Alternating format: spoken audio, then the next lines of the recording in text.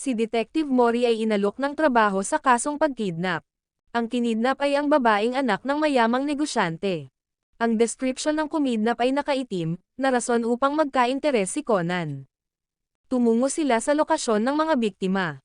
Nang sila ay dumating, agad inusisa ni Mori ang mga detalye sa kaso. Ang pangalan ng kinidnap ay si Akiko Tani, 10 taong gulang na batang babae.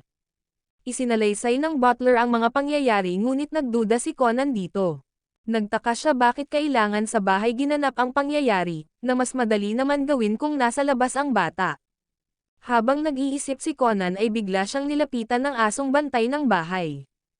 At ang aso ay lalong nagpatibay ng hinala ni Conan sa sinabi ng butler. Hindi nabanggit ng butler ang aso sa pangyayari, samantalang doon sa lugar dumaan ang nagkidnap ayon sa salaysay nito.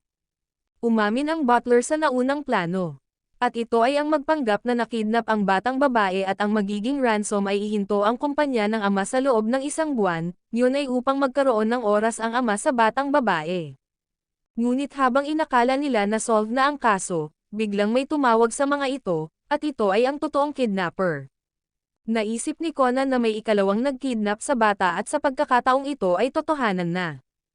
Habang tumatawag ang kidnapper, nakapagtip ang bata sa kung ano ang nakikita niya galing sa kanyang kinaroroonan.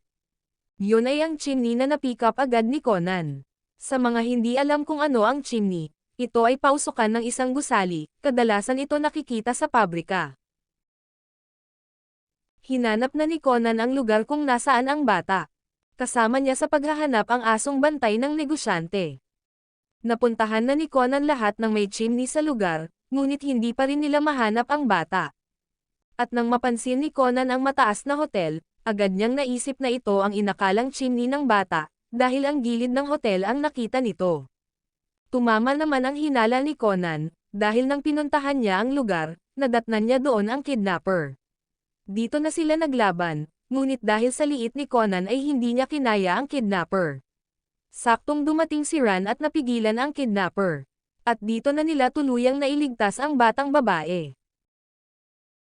Tagumpay muli ang ating bida, magkita ulit tayo sa susunod na kabanata.